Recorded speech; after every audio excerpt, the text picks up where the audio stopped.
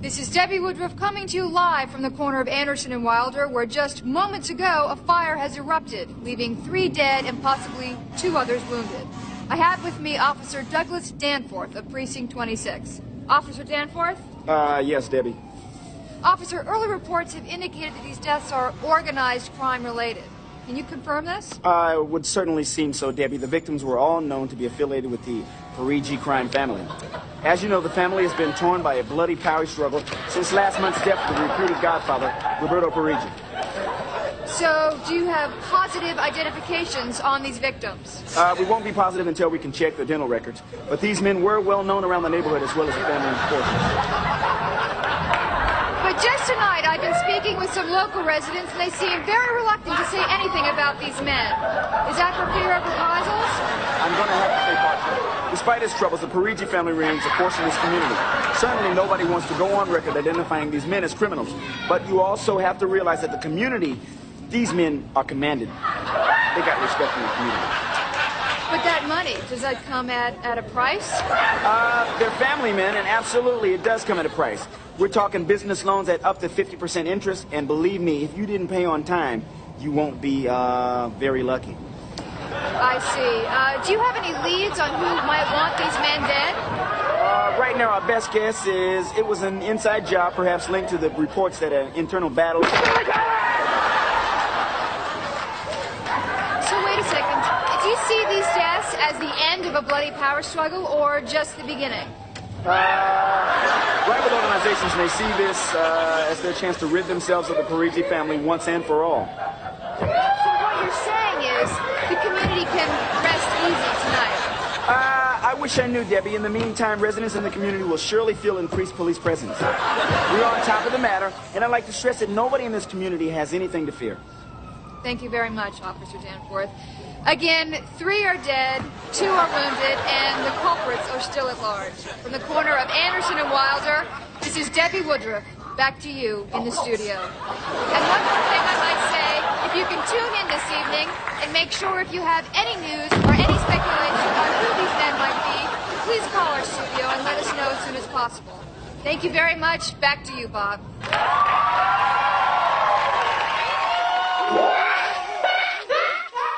In living color.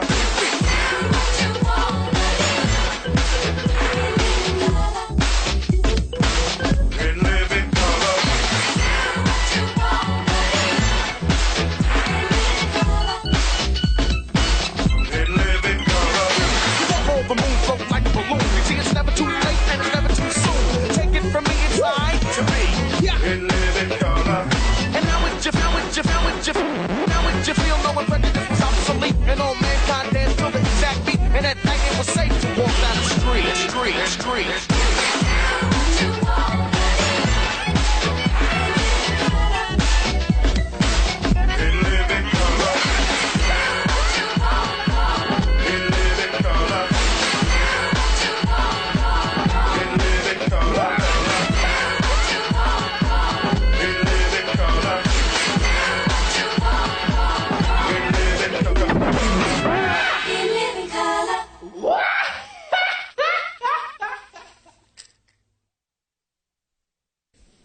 This hearing is called to order. We have called together this committee to investigate violence on television and its effects on young people. Ms. Reno, you may begin. Well, I feel it is only fitting to begin with the worst offender. That's why I have subpoenaed Mr. Wile E. Coyote. Yeah, excuse me, but my name is no longer Wile E. Coyote, but Will E. Coyote, because Wile E. is a much name, and I am not a dog. I think that this trial is a joke, and I have been railroaded. Mr. Coyote, do you know why you're here? Something about, I didn't pay my child support or something like that, but hey, man, it's hard for coyotes, you know what I'm saying, man? With this whole Jurassic Park, jumping off, they didn't ask me to do a part. Row, row. This has nothing to do with child support. You are accused of portraying irresponsible violence on television. Man, you know what? Why are you coming down on a working dog like me, you know what I'm saying? I mean, I just don't understand. I go to the mall, I have to deal with all these little kids and all this other kind of stuff. Look, I ain't even got no genitals. You know how hard it is on me? Well, Mr. Coyote, do you have any legal representation? Well, I certainly have. Is counsel present? He sure is. State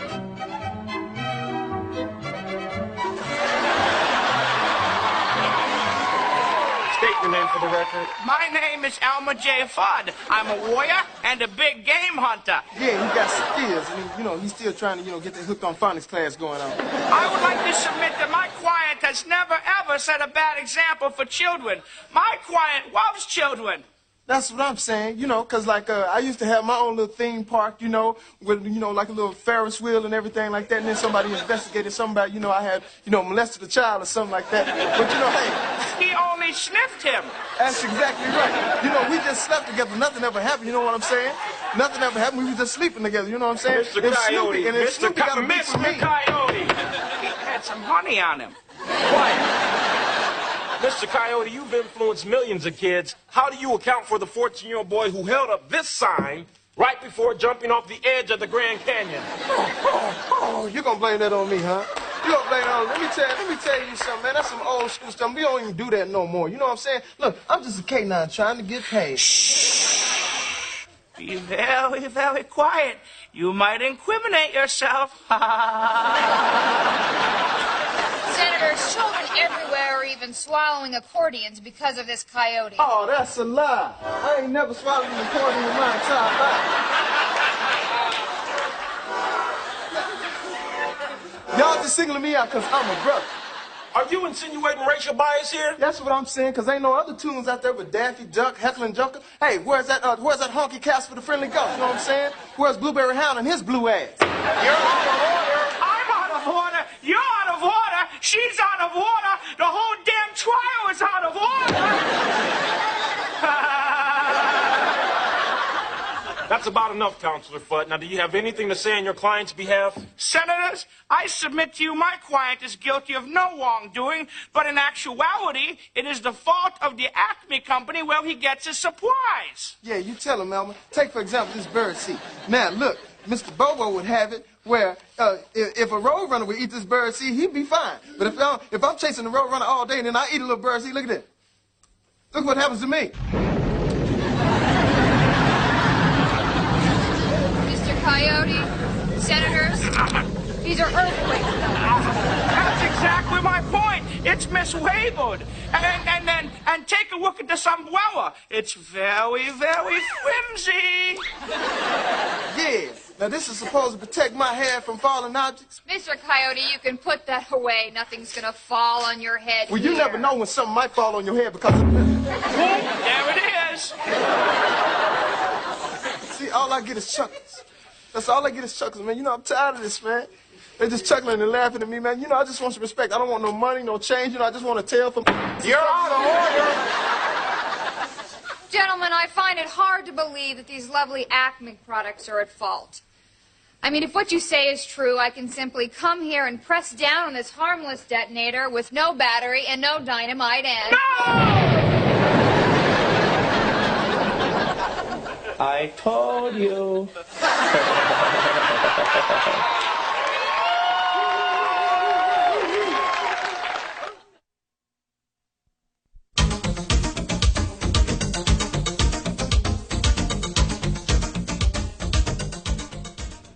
You are strong, you are beautiful, you are perfect. Welcome once again to the show by, for, and about women. All right.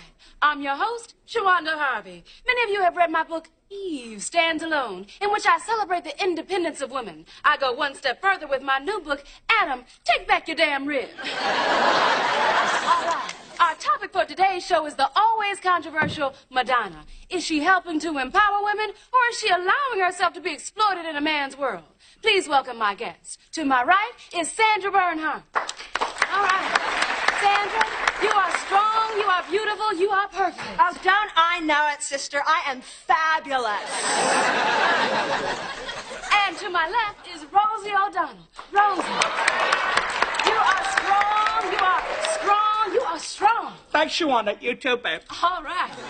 Well, now, sisters, you both know Madonna. Oh, Madonna and I used to be good friends, but then she dumped me and decided to go slumming.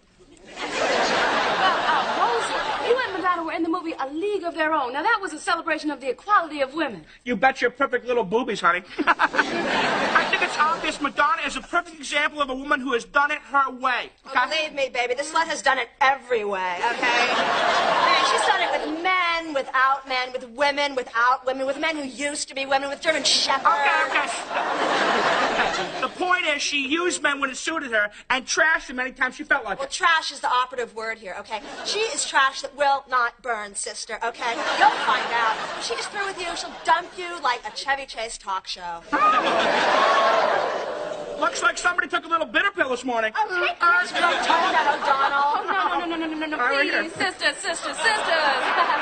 Let's try to keep this from getting personal. Now, in the spirit of sisterhood, let's hear a go on, girl. Go on, girl. Go on, girl. All right. We're talking about Madonna as a role model for other women. Now, it would appear to me at times that she seems to allow herself to be sexually exploited by men. Well, I think he got that backwards. Oh, God, she's done it backwards, she's done it forward, she's done it sideways, she's done it like in a circle. You are still pissed because she dumped you for Warren Beatty, okay? Oh, please, I am twice the man Warren Beatty will ever be. Maybe he's got something you don't. Oh, that may be, big girl, but if I don't have it, I can rent it, sister. Well, now there seems to be no way to keep this discussion from getting personal. The message would seem to be that it is great for a woman to be independent, but there's a fine line between putting men in their place and being I'm Shawanda Harvey, goodbye, and go on, girl.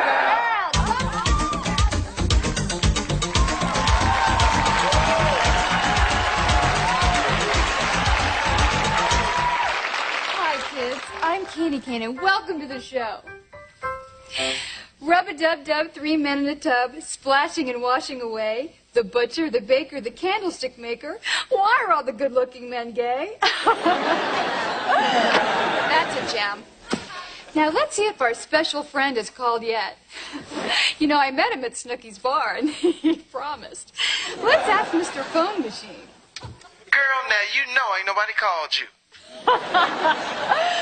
Well, I guess the word for today is liar. L-I-A-R, liar. And guess what, kids? Now it's time to say hi to our old friend, Mr. Clock. Hey, just clocking up. Hi, Mr. Clock. What's up? What time is it? What time is it? It's time for you to have some kids.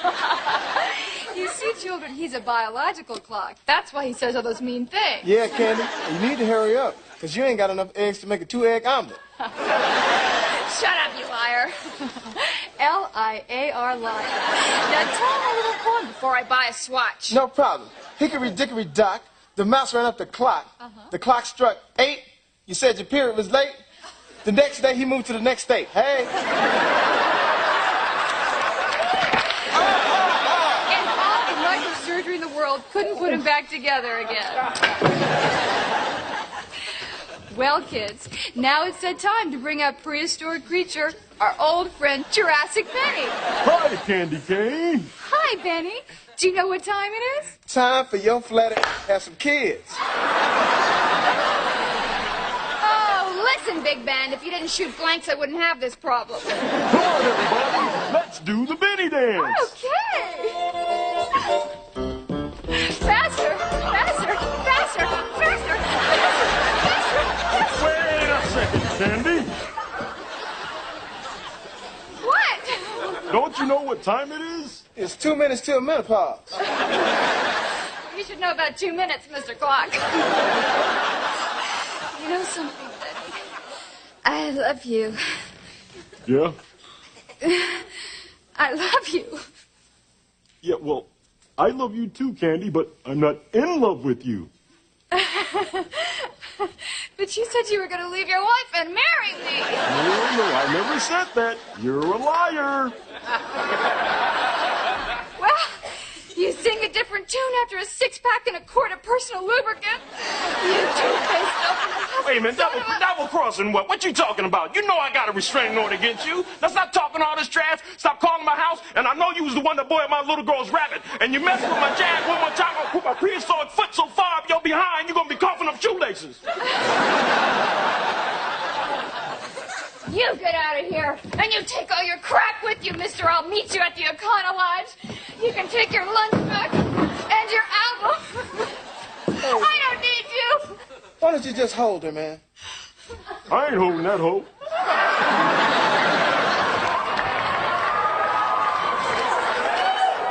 Liars! You're just both liars and users and insensitive pigs and horny, worthless macho lowlifes. Well, kids, I guess it's just us. But you're not even my real kids. I'll never have kids. I'm destined to pick cat hair out of my lean cuisine.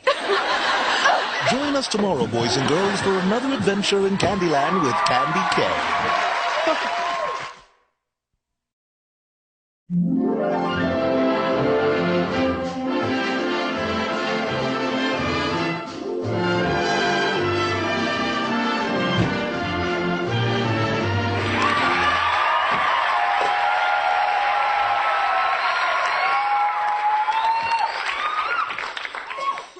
You are never going to believe what happened to me at work today.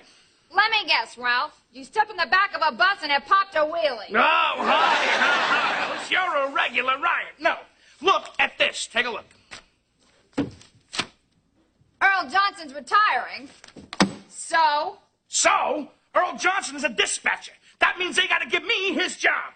An extra $8 a week, Alice. On an extra $8 a week, we are going to be living large. You've been living large since birth, Ralph. That's funny, Alice. You're real funny. You're a regular MC Weisenheimer. Now listen, my boss is coming over here tonight. So, what's for dinner? TV dinners. TV dinners? TV dinners? You can't serve the head of a bus company TV dinners. You're right, Ralph. I won't. Alice, you better check yourself before you wreck yourself. Nice weave, Alice. Now step, step.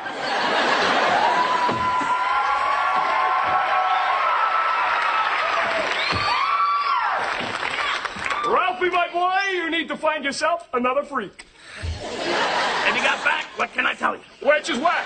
Guess what? Now, so what up, Home Slice? Norton, you gotta help me. My boss is coming over here tonight, and he's black, and I don't know the first thing about being hip. I'm gonna hook you up. Okay, the first thing you need to know is the handshake or dap as the brothers call it. Handshake, right? Here it comes. Huh?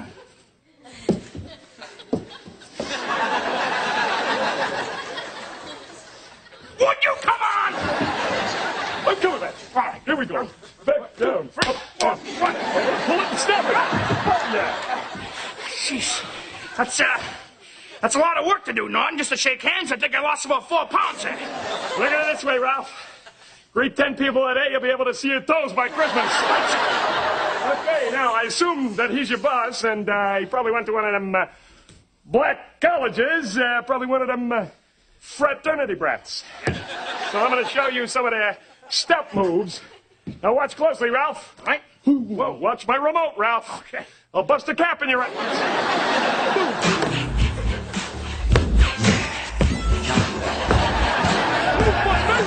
by me! You by you! You by you! When you get off the furniture! All right, that's it. What am I going to do? What am I going to say? It's okay, Ralph. Don't worry about it. I got you covered. All right, all right. Mr. Williams. Hey, Cramden, sorry I'm late. I had to come all the way across town from the suburbs.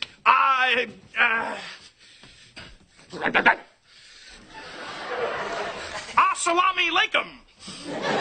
What? Well, you did go to college, right, Mr. Williams? What are you getting at, Cramden? Well, we just wanted to make you feel at home, if you know what I mean.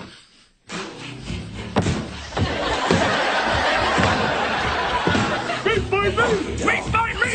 You by you! You by you! Wrong!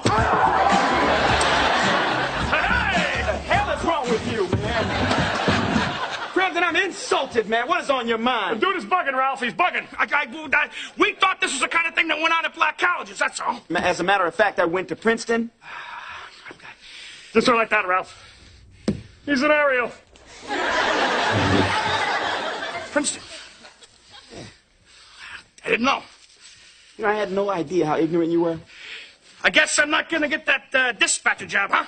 What are you, crazy? The The reason I came all the way over here tonight was to ask you to speak at Earl Johnson's retirement dinner. Hamana, you blew this one. You can't even get that together. Hey, have a good night. You and Vanilla Ice.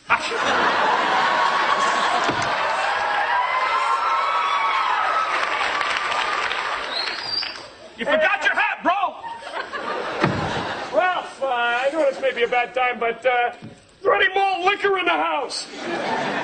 Would you get out of here? Okay. The next time I see you, you can do just swing on me, you know what? Get out of here! Before I get engaged!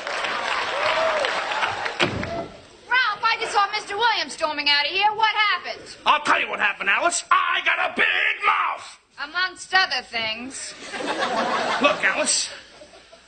The only reason I wanted that promotion in the first place was so I could buy you a new pair of Timberland boots and a Raiders jacket. That's so sweet. Oh, Ralph, you know I'll always be your Hootie Mac. Baby, you're the dopest.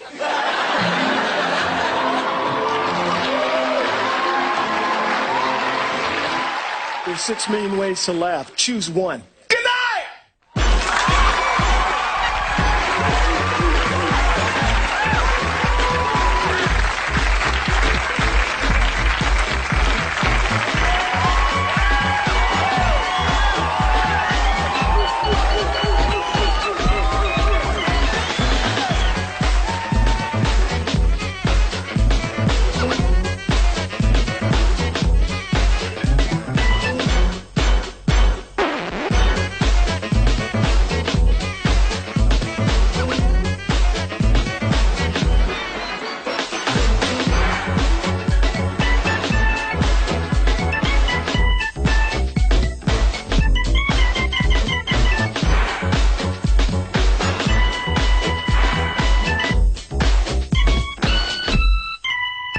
No.